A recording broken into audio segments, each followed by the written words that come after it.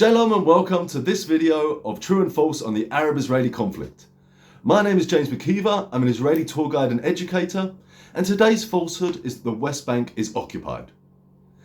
For years now, international governments, the EU, the UN, and international media organisations like BBC, MSNBC, and many more have all told us that the West Bank is occupied. I will show that rather than being occupied, it is disputed territory. This might sound like mere semantics, but it's actually very important because whenever we talk about the topic of settlements, that's Jewish villages, towns and cities in the West Bank, if we start from the premise that it is occupied, we're starting from the place that these people don't have a right to live there. So what is occupation? In order to occupy a land, the occupier cannot be there. I can obviously not occupy my own land. And it must be occupied from a people that don't exist, or it can't be occupied if there is no one there. Obviously, there were Arabs there before 1967 when Israel took control of the West Bank.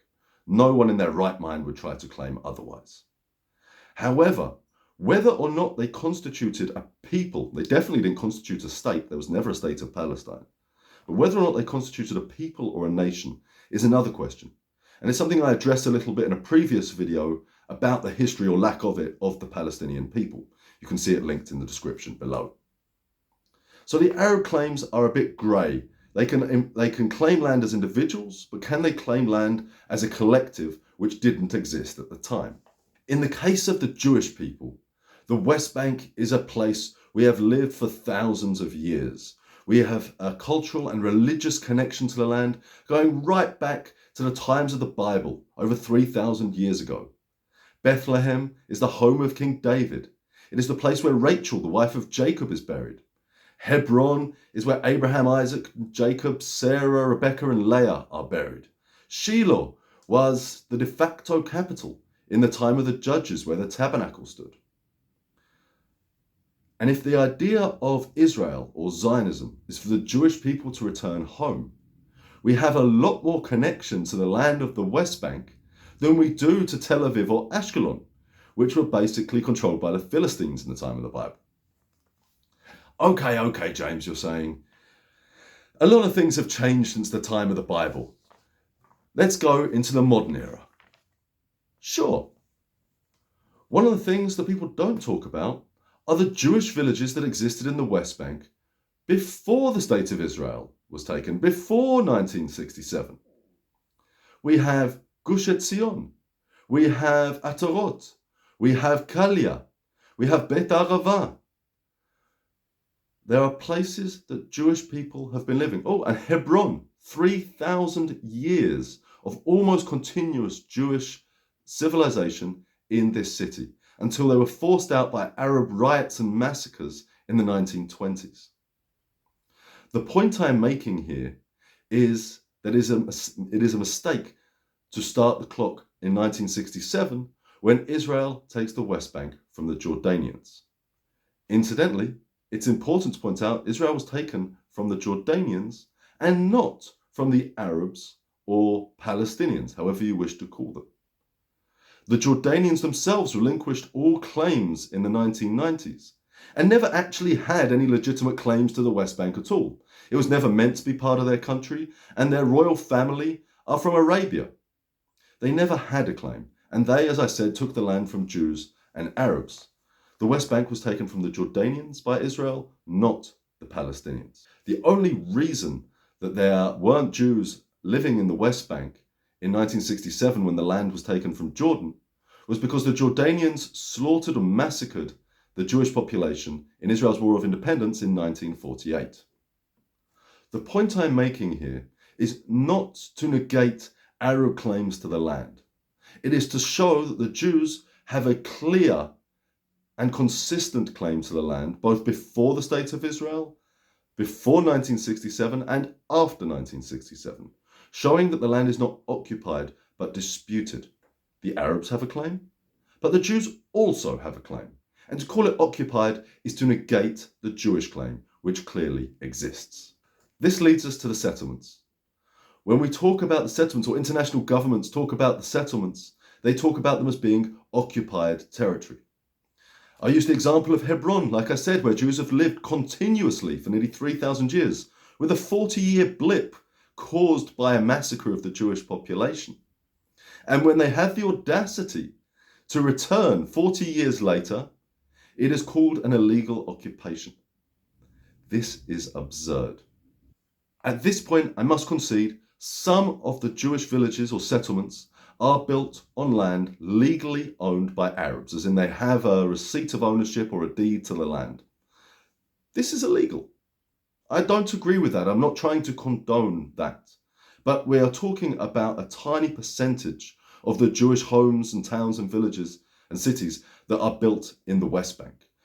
The majority of them were built on empty or unowned land. The area has been under military control, or Israeli military control, since 1967, therefore under the control of the State of Israel. The idea that Jews should not be allowed to live in an area controlled by the Jewish state is important here. Why? Why not? And this is where we get to a point that very few people seem to talk about. Why shouldn't Jews be living in a specific area? Let's take it out of the Middle East for a second. Let's say the British government said Jews are not allowed to live in Yorkshire or Greater London. There would be uproar. No government in the UK would make such a ruling, and no people in the UK would accept it. Or in the US, no Jews in Texas. It's crazy talk. No one would say or support such a statement. To make the point even sharper, exchange the word Jew for another ethnic minority that lives in your country. No black people, no Chinese people, no Indian people allowed to live in this area. Again, nobody would accept it. But these same states that would never say that Jews cannot live in a certain area of their own country try to tell us that we cannot live in a certain area of our own. There's something kind of ridiculous about it. Not only that, it's clearly racist against the Jewish people to say that Jewish people cannot live in a certain area, but it also shows a certain racism and disdain for the Arab people. 1 in 5 Israeli citizens are Arabs. And this has never been a contentious point. No one has ever thought of it being otherwise. Why should it be? But when we have an Arab majority area, the idea that Jews should not live there is just accepted. The idea that a premise, a necessary condition for an Arab state is for it to be ethnically cleansed of Jews, holds the Arab people to such a low moral standard that it shows disdain for them. Why would they use this double standard for Jews and Arabs? Jews must be more holy than the Pope, and Arabs, it is acceptable for them to commit ethnic cleansing in order to have a state. Again, it holds both people in contempt. Both Jews and Arabs have claims to various areas of the West Bank. My point is that it is disputed. The Arabs have a claim and the Jews have a claim. But to claim that it is occupied by the Jewish people who lived in this land for thousands of years, in some cases almost continuously, were only forced out through massacres and exile. And in the 20th century, I'm not talking about in the biblical period, I'm talking about in the 20th century, were forced out by massacres and exile, and them having the audacity to return home to the land of their forefathers is considered an occupation. The people or state that the West Bank was conquered from was not the Arabs, it was not Palestine, it was Jordan, who not only never had a claim, but have actually recognized that and relinquished all claims in the 1990s. So who is it occupied from? A Palestine that never existed? The term occupation is used to delegitimize Jewish presence in the West Bank. And it's being used by countries and organizations who would never make such a statement within their own countries. They would never say Jews can't live in certain area of their own countries, and yet they tell us that we cannot live in a certain area of our own, and that when we do so, it is illegal and we are an occupier. This is absurd. The land is disputed for sure, but it is not occupied. If you enjoyed this video, please like and subscribe to my channel, leave a comment below, and I hope to catch you in the next one. Shalom. Someday soon.